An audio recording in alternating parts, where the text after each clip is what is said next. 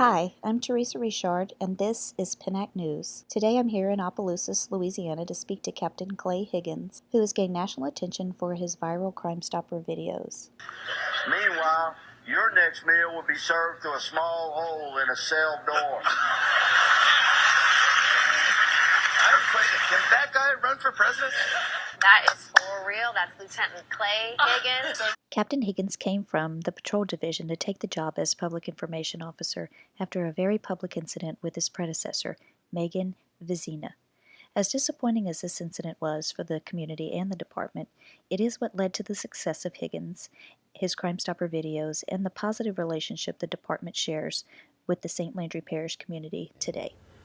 And when I began doing this job, I was advised this is the way it's done. Our sheriff's office needs your help in gathering information. Four-wheeler was last seen parked inside this storage building. If you have any information about this crime, call us. It can earn you up to $1,000 in cash. And I did it like that for a little while, ma'am. And it didn't sit well with me. You know, I wasn't speaking about the victim in the way I wanted to, and I wasn't addressing the suspect the way I needed to. I wasn't being me. So I decided to throw the script away. And actually, I figured I'd probably get fired. Man, if you're watching this, listen to me. I'm talking to you now. You may as well turn yourself in. You know the company you keep, so you also know our phones are already ringing. I just wasn't going to follow that script anymore. If you're one of the scoundrels who robbed from this neighborhood store, listen to me. I'm talking to you now. And so I didn't tell anybody. I didn't warn anybody. Well, we won't stop looking for you. And if you return to this man's home to steal again, have your affairs in order. Sometimes it's better to ask forgiveness and permission. You're just a petty thief. I just spoke my mind, and I wasn't sure what would happen, but I knew one thing. I spoke the truth, and I spoke my mind, and I was quite surprised, quite frankly, when it became popular, and I was very sure it would blow over quickly, and I've been wrong. I asked Higgins to sit down with me to talk about himself, his videos, and the negative climate police face today. In person, Higgins is a soft-spoken, extremely polite country boy. He welcomed my cameraman and I into his tiny little office to talk. There were no questions off limits. What made you decide to become a police officer or to go into law enforcement? I had been, I don't know, I was one of those little fellas that grew up playing Army, and I was always, you know, the cowboy and the classic Old West little kid in my mind, and I ended up becoming a military police officer for the Army for a number of years, and I didn't stay. I didn't pursue that as a career, but I often felt that I should have. I was a successful businessman, but I missed that. It was a calling. And so after many years in business, I decided to change my life. So I left big money, sort of took about poverty. And I took a job making $8 an hour, working for Larry Caillé, the Opelousas Police Department. I'm curious if you see a difference in the training methods today as compared to whenever you went through the academy. Sure, it's a moving target, training. This is constantly evolving, and the requirements of a training academy are constantly evolving. The police academy I attended, the United States Army Military Police Academy, 6 months long, and you don't go home. To earn that MOS, that military operation, that specialty, that designation was a big deal, and that was in the 80s. 1989, I graduated. Things were completely different. As a military cop, of course, you have different regulations and things because military personnel are not protected by the same constitutional rights. The whole justice system is different. It's similar, but it's you just don't have the rights, as a soldier that you do as a civilian. So when I became a civilian police officer, I had to go through the academy again. It's one thing to know the law, and it's another thing to go through a law enforcement academy and to deal with the challenges that a modern police officer has to face. It's completely different. You know, there was a time when not too far gone, and perhaps we can return there. That's my prayer. But not too long ago, you know, police officers could interact with the citizens we're sworn to serve and protect, and pretty much never expect to get shot. That was it was a different time, and now in the academy, to survive and go home at the end of the day, the training has changed, and it continues to change. Just days after our interview, a Sunset police officer was shot and killed while responding to a domestic incident. Sunset is a small community in St. Landry Parish.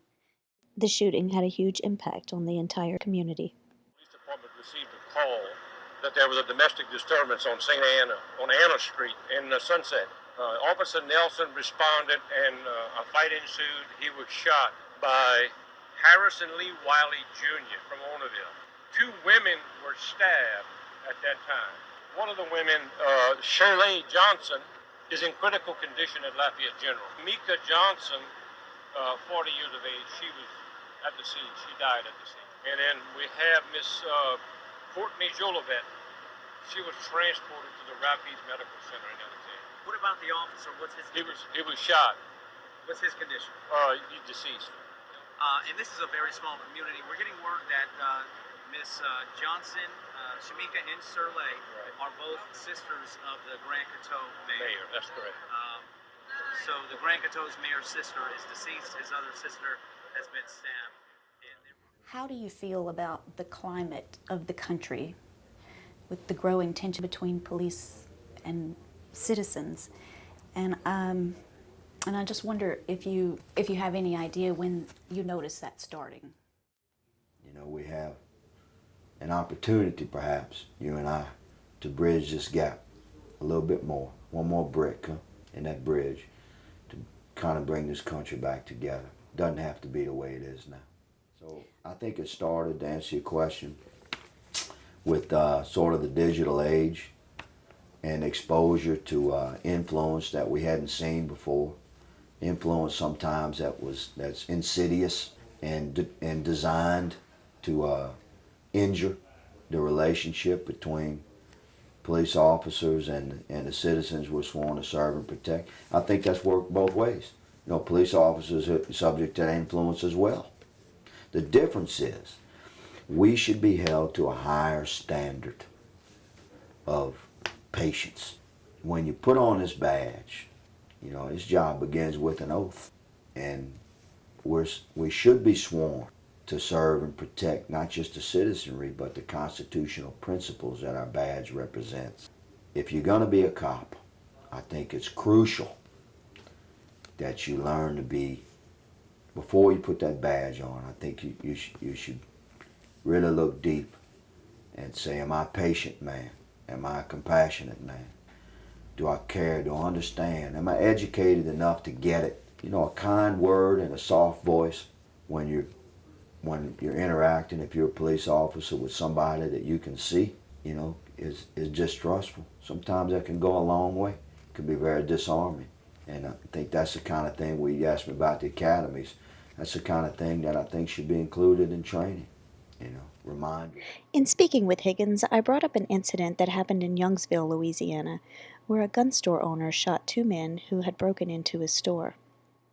The burglars were found in the stolen car with the guns inside. One of the burglars died on the scene. The other was brought to a local hospital and survived. Police say the business owner saw the driver pointing a gun at him. The business owner, who was armed with a handgun, fired several shots at the car in defense. The suspects then sped away in the stolen vehicle. Ended up finding the vehicle, I believe, on Linden Lewis Road, which is not far from the scene. And upon our arrival there, we found the driver in the vehicle. He was deceased. He had several gunshot wounds, and the passenger was also there with one gunshot wound. The shooter was later brought before a grand jury in an attempt to indict him on a second-degree murder charge. The grand jury came back with a no true bill. So I wonder particularly if you could kind of discuss the difference in the way people are treated, citizens, as compared to when a law enforcement officer has to shoot someone in his own self-defense. The responsibility of the investigator is to determine the truth to the best of his ability. If you're dealing with a situation where the elements that can provide that truth are scattered far and wide, or if they're uncooperative, or if you have to wait for lab results, these things can take a long time. I mean, there's just so many elements that we seek to provide the truth of what happened, and sometimes an investigation can move very quickly to a conclusion. A police officer is also subject to an internal affairs investigation, and we have sort of a whole nother level. We could be in violation of policies and procedures, whereas if a civilian is being investigated for a shooting, you're strictly dealing with statutory violations. This is why any police officer shooting is investigated, as it should be, by the highest jurisdictional authority within the state, which is the state police. So the state police have a very thorough professional means by which they investigate police shootings, and if it's a righteous shoot, then the police officer should be cleared, as they should be. If it's not, then the police officer is subject to prosecution. Then you have the district attorney involved. Then you have to have the same deal. You got to have probable cause presented to a judge, and this is our evidence to show why this man should be prosecuted. A civilian's shooting is investigated by the jurisdictional authority that's working a case. So it's not always going to be the state police. It could be the sheriff's office or local municipality, city police. And those detectives and investigators are going to go through their procedures to move forward. A man defending himself and his property. In Louisiana, we have the right to do so, by lethal force if necessary. And I don't know of any police officers that are not strong Second Amendment people. And to say that the man was quote unquote treated as a criminal, I think that has to be taken into the context of the totality of circumstance. Probably every police officer that interacted with that man told him that they understood what he did and they'd have done the same thing, and they support him. My visit with Captain Higgins just flew by, but he made a little extra time to show us around the new Sheriff's Department complex. The complex, opened earlier this year, was an old abandoned school campus, which was remodeled and outfitted with state-of-the-art crime-fighting equipment. Higgins is proud of the complex and proud of Sheriff Bobby Guidros for financing the project without an additional tax burden on the St. Landry Parish community, one of the poorest in the state. Higgins says his door is open for me and Pinnack News anytime, and I can't wait for our next visit. Reporting from Opelousas, Louisiana, I'm Teresa Richard, Pinnack News.